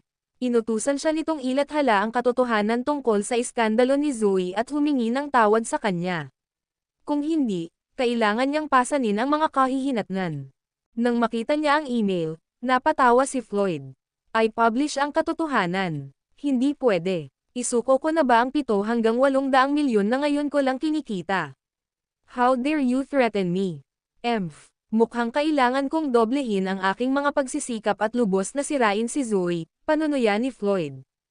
Sa katunayan, hindi lang siya ang nakatanggap ng email. Mahigit 50 iba pang kumpanya ng media ang nakatanggap din nito. Gayunpaman, karamihan sa kanilang mga management team ay nagbahagi ng saloobin ni Floyd sa bagay na ito. Hindi sila natatakot sa mga banta. Kung tutuusin, nagalit sila dito at lalo pang nilakasan ang kanilang pagsisikap sa paninira kay Zoe. Sa lalong madaling panahon, lahat sila ay nakatanggap ng isa pang email. Hiniling nito sa kanila na ibunyag ang katotohanan at humingi ng tawad sa publiko sa loob ng 1 oras. Kung hindi, darating ang problema sa kakatok. Hahaha, humagalpak ng tawa si Floyd. Ano, hindi kayang lutisin ni Zoe ang problema niya. Kaya ba siya nagbabanta? Agad na inilathala ni Floyd ang 2 email, na sinasabing pinagbabantaan siya ni Zoe. Pinaigting din niya ang mga pag-atake laban kay Zoe at pinalakas ang mga pang-iinsulto, na lalong nagpaalab sa iskandalo. At ganoon din, kumita pa siya ng 100 milyon. Kung tutuusin, umaasa ng husto ang kanyang kumpanya sa publisidad na nabuo ng mga iskandalo. Kung mas kontrobersyal ito, mas mataas ang kita. Sa makatuwid, ang 2 email ay naging isang kasangkapan sa hype ang kontrobersya. Sinundan ito ng iba pang kumpanya ng media sa pamamagitan ng pagsisiwalat ng mga email. Lahat sila ay tuwang-tuwa gaya ni Floyd. Halika at pagbabantaan mo ulit ako. Kung mas maraming banta ang ginagawa mo, mas nakikinabang ako sa kanila. Tawa ng tawa si Floyd. Nagtawanan din ang ibang tao sa opisina. Sa katunayan, umaasa silang makakatanggap ng isa pang email, sabik na naghihintay na magtrabaho ng mag-overtime. Napakabilis, lumipas ang 1 oras na deadline. Nakangiting tumayo si Floyd. Di ba binigyan mo ako ng deadline na 1 oras? Ngayong lumipas na, ano ang kahihinatnan? Hindi ba't nangako kang papasanin ko sila? Ginoo Henderson, lahat sila ay tumahol ng walang anumang kagat. Anong uri ng mga kahihinatnan ang maaaring magkaroon? Nagtawanan na naman ang lahat ng mayabang.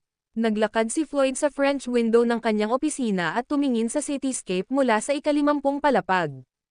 Nasaan ang mga kahihinatnan? Malakas niyang sigaw. Basag. Biglang nabasag ang bintana. Ang video na ito ay edited by Urban TV. Kabanata 10:15. Habang nakatitig si Floyd sa nabasag na bintana, masyado siyang nabigla para makapag-react ng tumawa sa mukha niya ang mga lumilipad na tipak ng salamin mula sa impact. Mahigit 10 lalaki ang pumasok sa kanyang opisina na matatagpuan sa ika-50 palapag. Si Kirin ang nangunguna sa isang squad ng beasts. Halos hindi maisip ni Floyd kung paano sila nakapasok. Kami ay matatagpuan 50 palapag ang taas. Ikaw, sino ka? Nanginginig ang labi ni Floyd habang namumula ang mukha.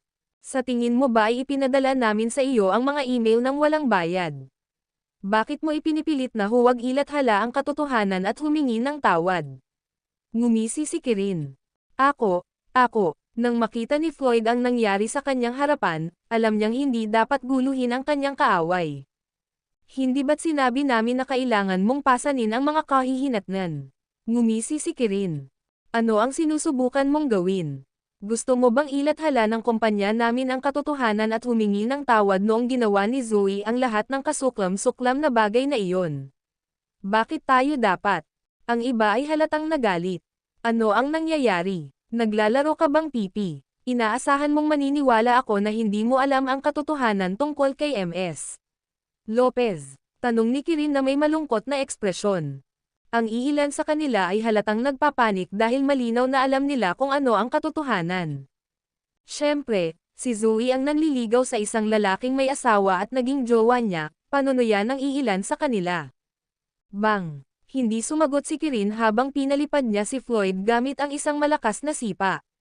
Basag! Lumapag si Floyd ilang metro ang layo at bumangga sa isang desk ng opisina, nabasag ito. Puno ng dugo, napaungol siya sa sakit na parang baboy na kinakatay. Ano naman ngayon? Aamin ka na ba? Tanong ulit ni Kirin.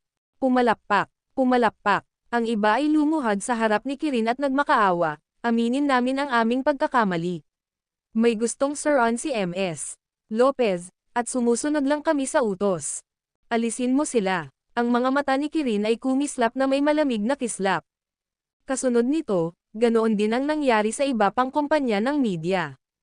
Napuno silang lahat ng kayabangan bago lumusab sa kanilang opisina ang mga Beast at Amethyst Guard.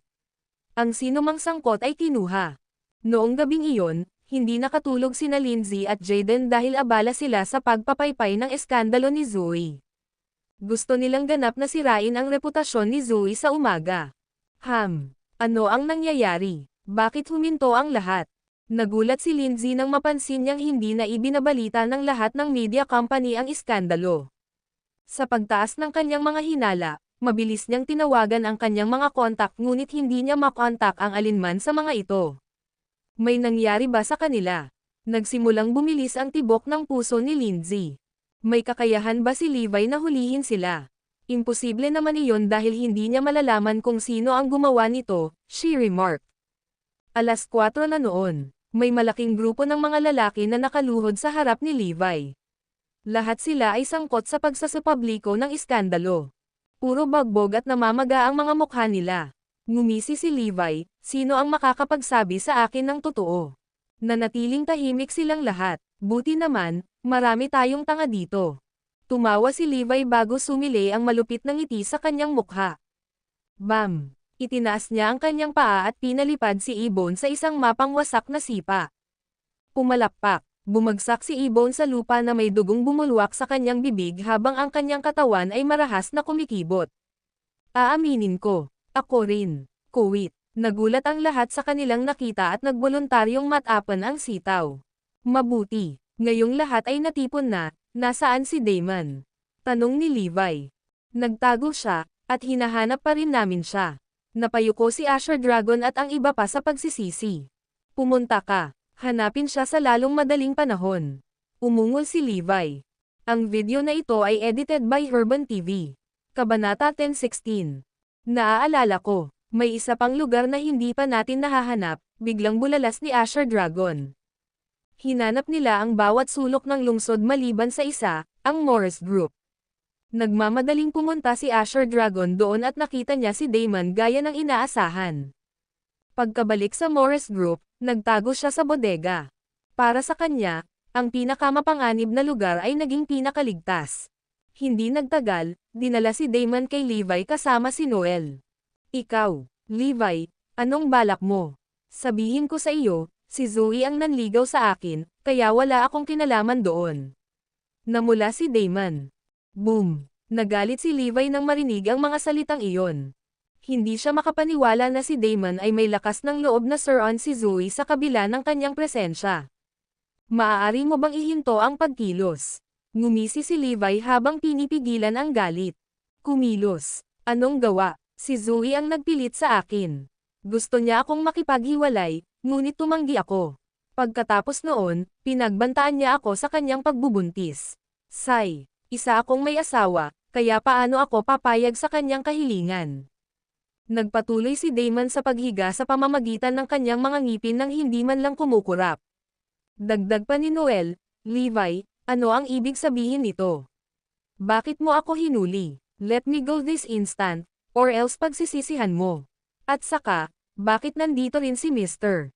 Trudon? Si Zoe ang may kasalanan, kaya walang kinalaman sa iba. Sinaman siya ng tingin ni Levi. Pupuntahan kita mamaya, patapusin ko muna siya. Tumanggi ka pa bang umamin? Tinitigan ni Levi si Damon at nagtanong. Ano bang pinagsasabi mo? Hindi ko alam kung ano ang ibig mong sabihin. Alam kong naiinis ka kay Zoe, pero totoo ang sinabi ko. Ano pa bang magagawa ko?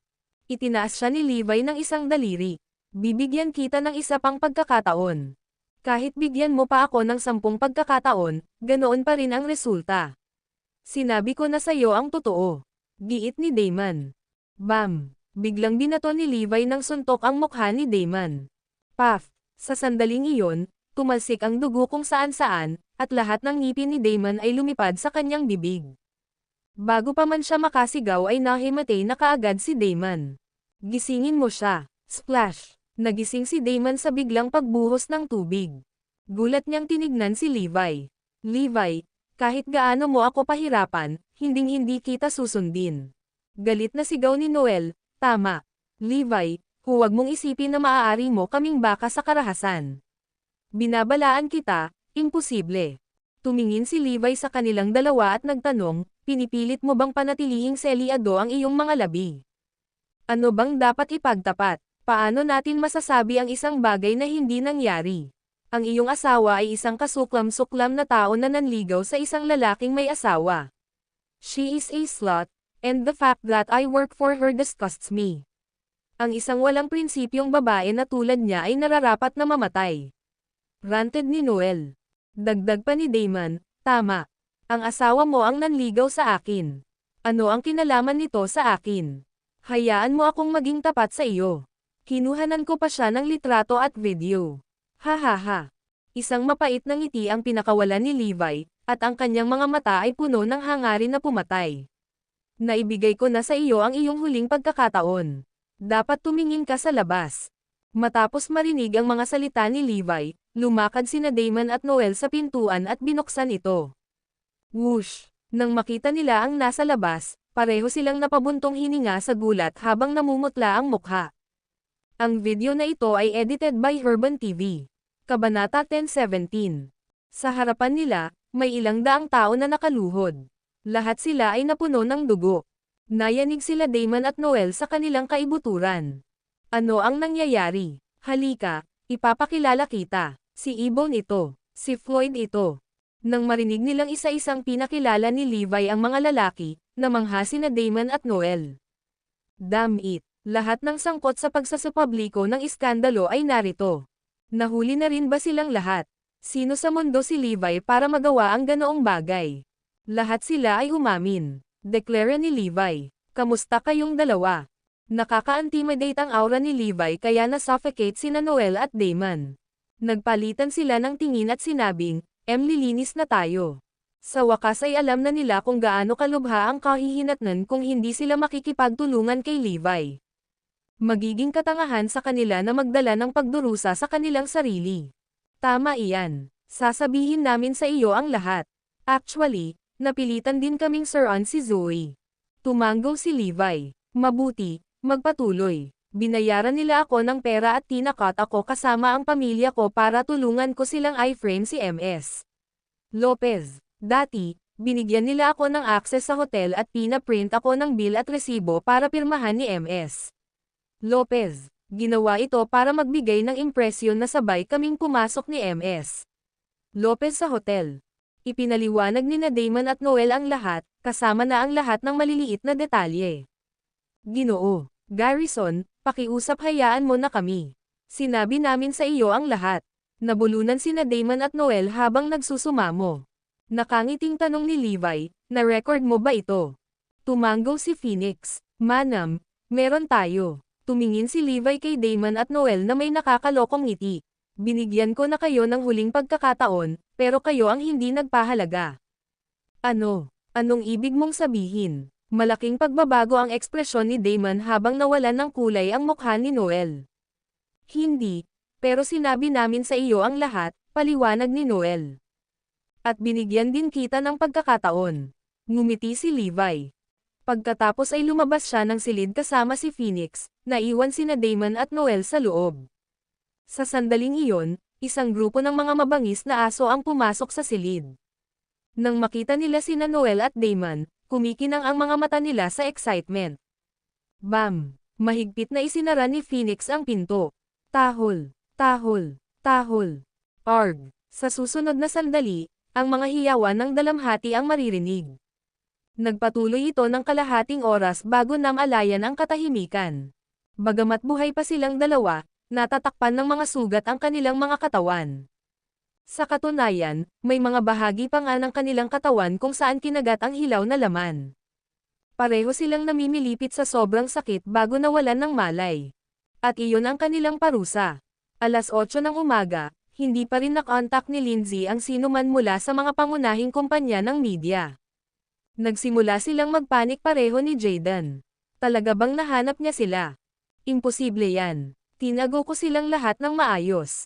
Walang paraan na ang Morris Group ay may kakayahang hanapin sila sa kanilang kasalukuyang mga kakayahan, sagot ni Jayden.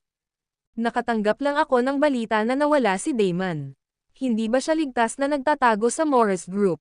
Pagtataka ni Lindsay.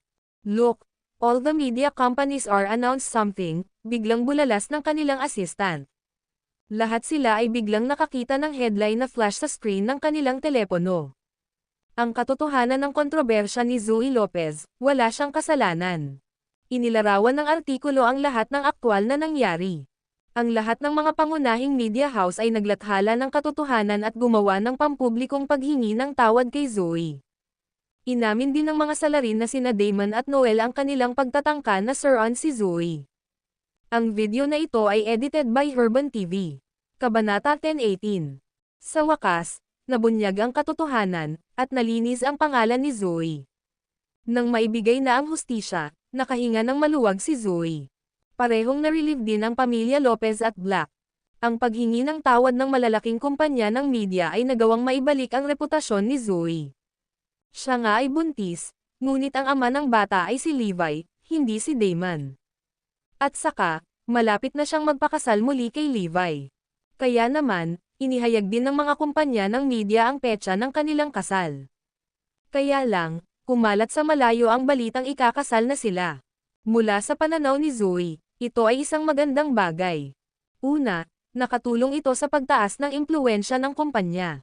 At saka, wala nang ibang makakasagabal sa kasal nila ngayon. Hindi na kailangang sabihin, may mga nanalo at natalo mula sa kinalabasan. Habang ang mga nanalo ay nagsasaya, ang mga natalo ay nawasak, lalo na ang mga kalaban ni Zoe. Hindi nila inaasahan na kaya niyang gumawa ng ganoong kagilahilalas na pagbabalik ng siya ay nahulog na sa isang napakalalim na kailaliman. Paano ito nangyari? Ang pinaka-dispirited ay sina Jayden at Lindsay. Ganyan ba kalakas si Levi? Hindi ako makapaniwala na nahanap niya si Damon at ang iba pa. Paano niya ito nagawa? Hindi ba't isinara natin ang lahat ng paraan ng komunikasyon? Malakas na pagtataka ni Jayden. Talagang minaliit namin siya. Napatunayan niya ang kanyang sarili na medyo may kakayahan. Anong susunod nating gagawin? Siguradong mahulaan ni Levi na kami ang nasa likod nito. Kung tutuusin, malamang hinahanap na niya tayo para mag-higanti. Biglang natarante si Lindsay nang maramdaman niyang may higit pa kay Levi kaysa sa nakikita ng mata. Hindi lang siya ang boss ng Morris Group. Sa katunayan, mas may kakayahan siya kaysa sa iminungkahi ng kanyang titulo. Alam niyang mapaghiganti itong tao, kaya walang paraan na palayain siya nito at ang iba pa. Nanatili namang naghahaman si Jayden. E ano ngayon? Sinira namin ang lahat ng mga landas na nag-uugnay sa amin kay Damon. Kaya naman, hindi makakahanap si Levi ng anumang ebidensya. At saka, kami ang Pinnacle Group, kaya ano ang magagawa niya? Gaano man siya kalakas, sapat na bang hamanin ang pamilyang Garrison? Sa wakas ay nakahinga ng maluwag si Lindsay. Iyan ay may katuturan. Sa mata ng pamilyang Garrison, isa lang siyang insekto kahit gaano pa siya kalakas. Nanatiling kalmado si Jayden. Kaya nga dapat lumuwag ka kasi hindi siya darating. Ang isang bastard na tulad niya ay hindi katugma sa pamilyang Garrison. Samantala, dumating sina Levi at Kirin sa entrance ng Golden Plaza. Tumigil ka. May appointment ka ba? Bawal kang mag-barge in ng ganyan. Pinigilan sila ng security guard sa entrance. Ngumiti si Levi Garrison. Nandito ako para pumatay ng tao, kaya hindi na kailangan ng appointment. Ano? Nanlaki ang mga mata ng mga bodyguard habang hindi makapaniwalang nakatingin kay Levi. How dare he came to Pinnacle Group para pumatay? Ang sama ng loob. Tumigil ka sa kinatatayuan mo. Naghahanap ka ba ng gulo? Galit na sigaw ng security guard. Kunin sila. Sa pahiwatig ni Levi, kumilos si Kirin. Pag-charge sa Golden Plaza, binatukan niya at binatukan ang lahat sa kanyang paraan. Sa likod niya, casual na nilakad ni Levi ang lahat ng mga nahulog na lalaki na umaangal sa sakit. Nasa 37th floor ang opisina ng presidente. Atake. Walang pakialam na utos ni Levi. Floor by floor, sina Levi at Kirin ay nag-steamroll up. Dumating ang mahigit 100 security guard mula sa plaza para pigilan sila ngunit wala itong nagawa. Nauwi sila sa pagkakalat sa sahig, umiiyak sa hapdi. Samantala, sa opisina ng Pangulo, pinag-uusapan nina Jaden at Lindsay ang kanilang counterattack. Kung alam ni Levi kung ano ang makakabuti para sa kanya, hindi siya pupunta rito para maghanap ng gulo, pang-iinis ni Lindsay. Bang! Basag! Sa susunod na sandali, ang pinto ng opisina ay sinipa ng napakalakas na ito ay nagkapira-piraso. Ang dumadagandong na tunog mula sa impact ay bumulaga sa lahat. Kasunod nito, 2 lalaki ang pumasok, at isa sa kanila ay si Levi. Ang video na ito ay edited by Urban TV. Kabanata 10:19. Tumagal ng buong 10 segundo bago napagtanto nina Jaden at Lindsay kung ano ang nangyayari. Ikaw, paano ka nakarating dito? Levi Garrison, isang lumunok si Lindsay. Nasaan ang security? Bakit pinahihintulutan ang ganitong mga basura dito? For show lang ba kayong lahat? Tawag ni Jaden sa mga security guard. Ngunit walang natira sa kanyang panawagan. Nako, yung mga security guard, lahat sila nakahandusay sa sahig sa labas. May kailangan ka ba? Tanong ni Levi. Yuy ikaw. Ang mapanlin lang ng ngiti sa mukha ni Levi ay nagpalamig sa gulugad ni Jaden. Lumapit sa kanila si Levi at umupo sa upuan ni Jaden. Tayo, yung upuan ko. How dare you sit in my place? Saway ni Jaden. Gayunpaman, sa harap ng nakakatakot na titig ni Levi, mabilis na itinikom ni Jaden ang kanyang bibig. Alam mo ba kung bakit ako nandito para makita ka? Tanong ni Levi. Parehong umiling sina Jaden at Lindsay ngunit hindi maitago sa kanilang mga mukha ang guilt. Hindi mo ba talaga alam? Tanong ulit ni Levi. Hindi kami. Napailing ang lahat. Sa pagkakataong iyon, biglang ibinagsak ni Levi ang ulo ni Jaden sa desk ng opisina. Bang! Pagkatapos ay kinuha niya ang computer at pinalo sa ulo ni Jaden. Basag. Tumalsik ang dugo sa buong katawan habang nabasag ang salamin mula sa screen ng computer. Ang malagim na eksena ay nagulat sa lahat ng naroon. Nanginginig sa takot si Lindsay at ang iba nang marinig nilang sumigaw si Jaden sa sobrang sakit. Hindi mo pa rin ba alam? Tanong ulit ni Levi. Hindi. Alam ko, alam ko. Bago magsalita ang iba, sumigaw si Jaden bilang pagsuko. Ngunit Mr. Garrison, wala itong kinalaman sa amin, nagsimulang tanggihan ni Jaden. Walang kinalaman sa'yo. Tell me, Lindsay, are you guys involved? Tanong ni Levi. Hindi, alam kong pinaghihinalaan mo kami, pero hindi talaga namin ginawa. Kami ay pinnacle group na sinusuportahan ng pamilyang Garrison. Sa palagay mo ba ay magpapakababa tayo para gawin ang ganoong bagay? Paliwanag ni Lindsay. Tama iyan. Kung gaano kamahal ang ating katayuan, ang paggawa ng kasuklam-suklam na gawain ay lampas sa atin, dagdag pa ng iba. Hindi ka ba talaga kasali? Tanong ni Levi. Hindi. Napailing ang lahat. Whoosh! Out of the blue, si Levi ay kumuha ng panulat at itinusok ito sa palad ni Jaden. Arg! Isang masakit na sigaw ang pinakawalan ni Jaden, dahilan para mamatla ang lahat at pinagpawisan ng malamig. Kasali ka ba? Nagpatuloy si Levi sa pagtatanong.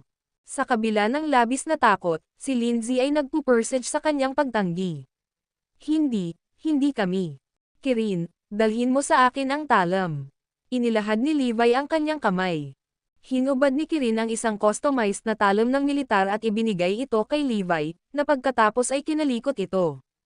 Tinanong niya si Kirin, natatandaan mo ba kung gaano karaming mga laslas ang ginawa ko sa especially iyan ng kaaway bago niya natapon ang beans? Saglit na nag-isip si Kirin. I think it was 328. Siya ang pinakamatigas na lalaki na nakilala ko. Pagkatapos lamang na matabyunan ng napakaraming hiwa ay ipinagtapat niya ang lahat. Tumingin si Levi kay Kirin at ngumiti. Kirin, baka hindi ka maniwala sa sasabihin ko. Napakahusay ng aking pamamaraan sa pagukit na kaya kong bigyan ng 1,000 hiwa ang isang tao nang hindi siya pinapatay. Ang bawat hiwa ko ay nakakaiwas sa mga mahahalagang punto. Gayunpaman, binaygo ako ng especially iya dahil kumpiyansa akong maaabot ang 1,000 hiwa noon. Boss, kailangan ko talagang makita ito ng sarili kong mga mata para maniwala. Napuno ng hindi paniniwala si Kirin. Nakangiting lumingon si Levi kay Lindsay at sa iba. Papatunayan ko ito sa iyo sa pamamagitan ng pagpapakita nito sa kanila gamit ang aking talam. Ginagarantiya ko na makakagawa ako ng 1,000 pagbawas, at mabubuhay pa rin sila. Nang marinig iyon, tuwang-tuwang sumagot si Kirin, magandang ideya iyon. Hindi lang ako makapaghintay. Ang video na ito ay edited by Herban TV. Kabanata 10:20. Nang marinig nila ang nakakatakot na pag-uusap nina Levi at Kirin, si Lindsay at ang iba pa ay nanginginig sa takot habang nawalan ng kulay ang kanilang mga mukha. Sino ang mauuna? Ikaw. Simulan na natin sa iyo. Iniskan ni Levi ang silid, at sa wakas ay nahulog ang kanyang tingin kay Jayden. Splash! Sa sandaling iyon, naiihi ni Jayden ang kanyang pantalon sa takot. Pakiusap ko. Bitawan mo ako, at sasabihin ko sa iyo ang lahat. Kami ang may pananagutan sa lahat. Ako ang nanligaw kay MS. Lopez. Nakaluhod sa sahig, pagmamay-ari ni Jayden ang lahat ng kanyang ginawa. Napagtantong tapos na ang laro, si Lindsay at ang iba pa ay sumunod sa pamamagitan ng pagluhod at pag-amin sa kanilang mga pagkakamali. Kami ang may gawa nito. Ginawa namin si MS. Lopez. Ngumisi si Levi, oh. Hindi yan tama. Paanong ang isang taong kasing haral mo ay makakagawa ng kasuklam-suklam na gawain? Lahat sila ay nagkamot ng ulo sa kahihiyan. Hindi ba pwedeng lahat kayo magkaroon ng kaunting gulugod? Ang pagbanggit pa lamang ng 1,000 hiwa ay nag-alinlangan na kayong lahat. Tsaka wala pa nga akong ginagawa nadidismaya na sabi ni Levi. Sa isip niya, inaasahan niyang magtitiis sila ng malamang 10 hanggang 100 laslas. Sa huli, duwag lang silang lahat na walang lakas ng loob. Kung ganoon, ano ang iminumungkahi mong gawin natin dito? Ang paninirang puri mo ay nagdulot ng matinding pagkabalisa sa pag-iisip ng aking asawa, kaya hindi ko ito maaaring pabayaan ng ganoon na lang, tanong ni Levi. Nagpalitan ng tingin si Lindsay at ang iba pa bago nag-alok, magpa-public apology kami at pagkatapos ay babayaran namin si MS. Lopez. Ano ang ibibigay mo sa kanya? Tanong ni Levi. Siyempre pera. Bigyan mo kami ng numero. A billion or even a couple of billion will not be a problem, deklara ni Lindsay. Hindi problema ang pera para sa mayamang Pinnacle Group. Hindi. Ayaw ko ng pera dahil hindi ako nagkukulang, sagot ni Levi. Kung ganoon, ano ang gusto mo? Napagtanto ni Lindsay na may mali. Gusto kong pagbayaran mo ang buhay mo. Ang mga mata ni Levi ay kumikislap na may intensyong pumatay. Pumalakpak. Nang marinig nila ang kanyang mga salita, bumigay ang mga binti ng lahat sa gulat. Malakas ang kutob ni Lindsay na talagang papatayin sila ni Levi. Diretso ang tingin niya kay Levi. Ang lakas ng loob mong patayin kami. Bakit hindi? Kami ang senior management ng Pinnacle Group, at sigurado akong alam mo kung sino ang nagmamay-ari ng grupo. Siya ang tagapagmana ng angkan ng Garrison, si Tyrone Garrison. Kami ay nasa ilalim ng kanyang direktang pangangasiwa. Higit pa rito, sinusuportahan din kami ni G. Damian Garrison. So how dare you put a finger on us? Ngumisi si Lindsay. Habang nagsasalita siya, biglang napagtanto ng iba na hindi nila kailangan si Levi. Sa totoo lang, hindi nila kailangang makaramdam ng takot. Pagkatapos ng lahat, sila ay mga miyembro ng Pinnacle Group, na suportado ng Garrison clan ng Oakland City. Kaya naman, hindi nila maisip kung sino sa mundo ang mga ngahas na saktan sila. Nang mapagtanto nila ang katotohanan, unti-unti silang tumayo at tumigil sa pagluhod sa harap ni Levi. Maging si Jayden ay nakahinga ng maluwag. Pinandilatan niya si Levi at nag-alok, hihingi kami ng tawad kay Zoe at babayaran namin siya financially, maaari mo itong kunin o iwanan. Levi, mag-isip ka muna bago ka gumawa ng kahit ano sa amin. Hahamunin mo si Mr. Damian at ang buong angkan ng Garrison. Ngumisi si Lindsay, inaamin ko na nalampasan mo ang inaasahan ko. Ngunit, kumpara sa angkan ng Garrison, ikaw ay walang iba kundi isang insekto. Kaya ba napagpasyahan mong lutusin ito sa isang hindi tapat na paraan? Tanong ni Levi. Kung hindi, gusto mo ba talagang sumalungat sa angkan ng Garrison? Makinig ka sa akin. Dapat mong hayaan ang bagay na magpahinga. Sa kabila ng hindi patas na iniisip mo, kailangan mong tiisin ito. Tinapik ni Jaden si Levi sa balikat. Basag. Sa pagkakataong iyon, inikat ni Levi ang kamay ni Jaden at pinitik ang kanyang palso.